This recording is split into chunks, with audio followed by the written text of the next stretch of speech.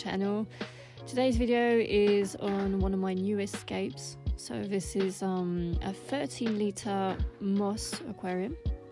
So it's just a little over 1 month old now, so it's progressed quite a lot from its starting point.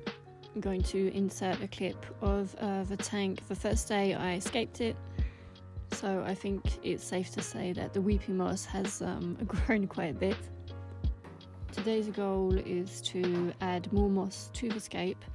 So what I've been doing is, as the moss grows, I'm trimming it and gluing it back onto the hardscape to propagate more moss. If anybody is interested on the build video of this tank, it is available under short formats on my YouTube channel. You can find it in my playlist. So right now I'm just gonna take the water level down nice and low, so it's going to give me more space to work with the moss.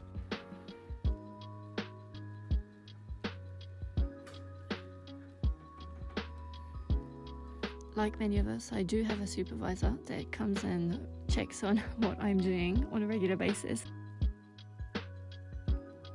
Now that I've siphoned the water level down to where I wanted it, I'm slowly fishing out some of the loose moss that I've picked up. This is the moss I will be gluing back onto the hardscape.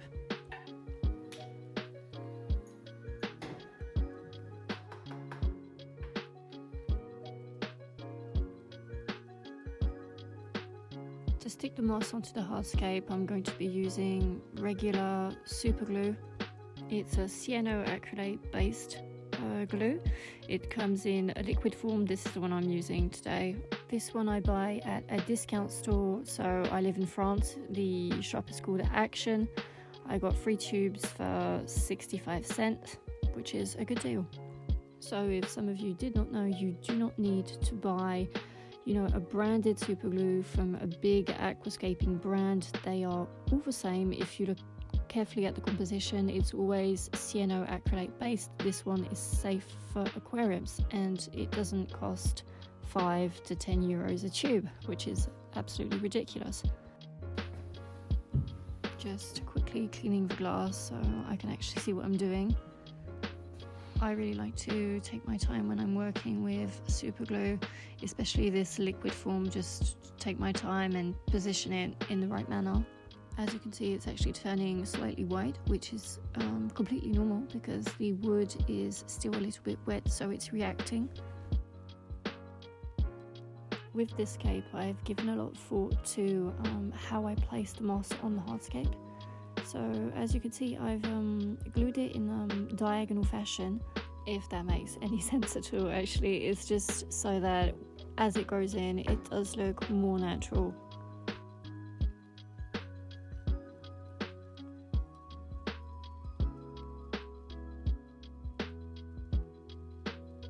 Just realised that I haven't talked about what I'm actually going to populate this tank with. So this is going to be a shrimp tank.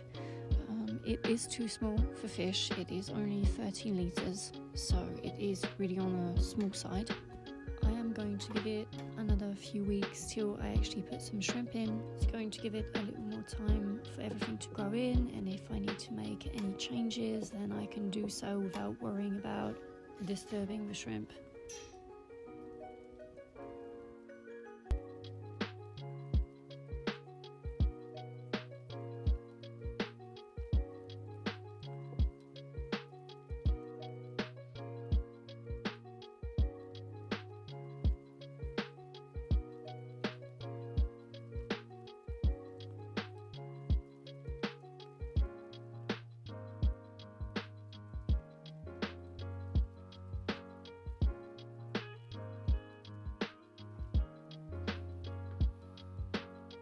I realised I didn't have enough moss to achieve the look that I wanted, so I'm just gonna cut some more in the back areas where it's overhanging.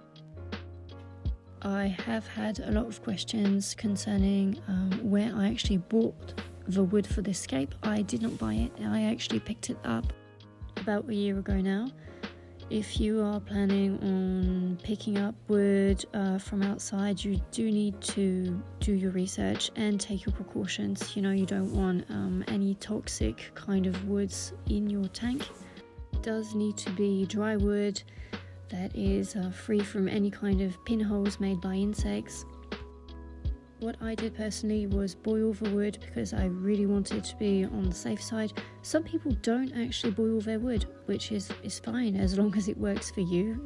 Everybody will take the risk they want for their scapes. This particular wood had been sitting for about a year in one of my other scapes that I took down recently. It was the Better Forest Scape, so it's been holding up quite well. It is an extremely hard wood type. If I do remember correctly, I do think it was a kind of alpine birch wood, which is extremely hard wood and it's also quite durable. I hope that addresses all your questions concerning the wood in the scape.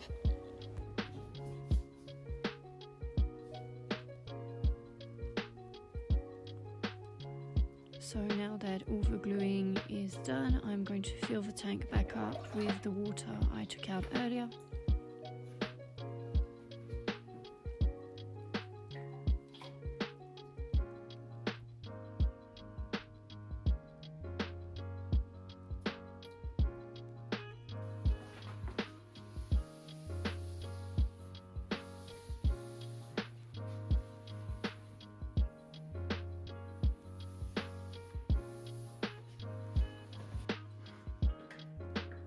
Now that the tank has been filled back up, I'm turning the filter back on.